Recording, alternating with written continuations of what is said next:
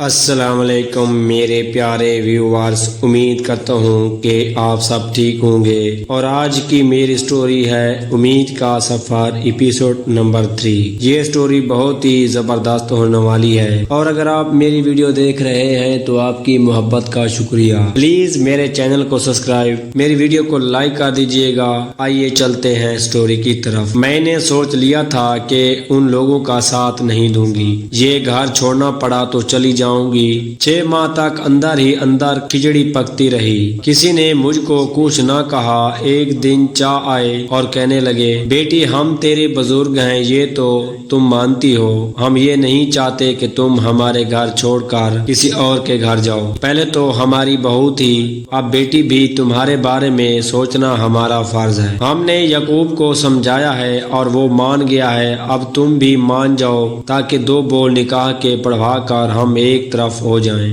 اور بڑا بوجھ ہمارے سر سے اتر جائے۔ اس وقت میں نے ان سے الجھنا مناسب نہ سمجھا۔ بس اتنا کہا، آپ مجھے 2-4 دن سوچنے کی مہلت دیجئے۔ دل میں ٹھان لی کہ اب اس جھگڑے کو ختم کر دوں گی، کچھ کھا کر زندگی ختم کر لوں گی، یا گھر سے نکل کر کسی دارالامان میں جا کر پناہ لے لوں گی۔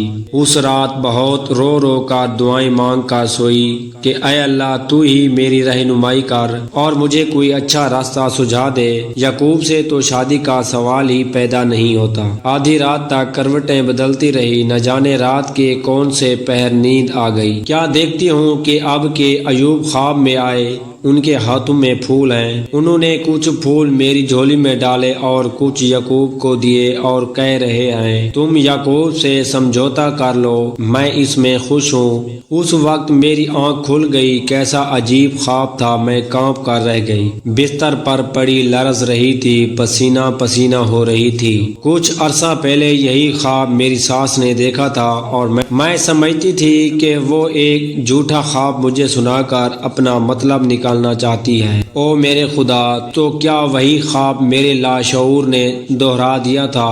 واقعی خواب تھا یا واقعی خواب میں ایوب آئے تھے؟ صبح تک میں جاگتی رہی اور سوچتی رہی، یہاں تک کہ اذان کی آواز میرے کانوں میں آئی تو میں ایک حتمی فیصلے پر پہنچ چکی تھی۔ میں نے سوچ لیا کہ چچی میرے بزرگ ہیں اور انہیں میرے بارے میں سوچنے کا حق ہے۔ میں نے کلی طور پر اپنے آپ کو ان کے حوالے کرنے کا فیصلہ کر لیا۔ جب چچی نے میرا فیصلہ پوچھا تو میں نے انہیں کہہ دیا، چچی جان جیسی آپ کی مرضی، میں آپ کی بیٹی ہوں اور ماں باپ بیٹیوں کے بارے میں برا نہیں سوچ سکتے۔ یوں میں نے ہتھیار ڈال دیے۔ انہوں نے اپنے چھوٹے بیٹے کا نکاح مجھ سے کر دیا۔ کئی دن میں بھی بجھی سی رہی، دل اپنے پہلے شوہر کو بھلا نہیں پاتا تھا اور دیور کو بطور شوہر ذہن قبول کرنے پر آمادہ نہیں ہوتا تھا۔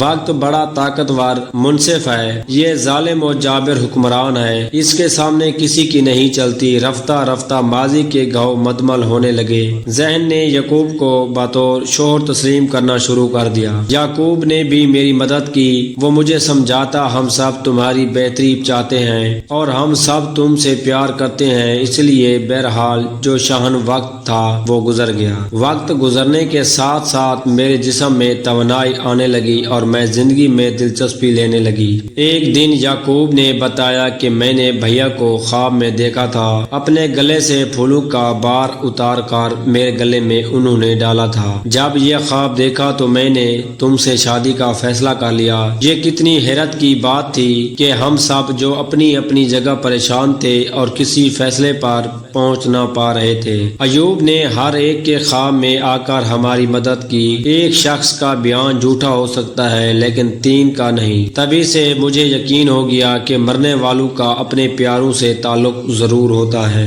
بشرطہ کہ ہم انہیں دل سے یاد کریں۔ رشتے نے ایک بار پھر مجھے اس گھر کے ساتھ ٹوٹی ہوئی زنجیر کو جوڑ کر جکڑ دیا۔ اگرچہ وہ حادثہ جس نے میرے شوہر کو مجھ سے جدا کر دیا تھا بھولتا نہیں ہے۔ میرا ذہن اب بھی کبھی کبھی خلاؤں میں بھٹکتا ہے، اکثر میں چہرے بھول جاتی ہوں، لیکن میری زندگی کو نئے راستے پر ڈالنے والے میرے موسن، میرے چاچا اور بچی ہیں، جن کو علم تھا کہ میں بانجھ ہوں۔ اگرچہ میں بعد میں یعقوب کے کئی بچوں کی ماں بنی، پھر بھی انہوں نے دوسری بار مجھے اپنے گلے سے لگایا اور میری تمام بے رخی توہین و مخالفت کو سہے گئے، ورنہ جس یتیم بھتیجی کا شوہر وفات پا چکا ہو اسے پیچھا چھڑانا کون سا مشکل کام ہے۔ اگر یہ سٹوری آپ کو اچھی لگی ہو تو میرے چینل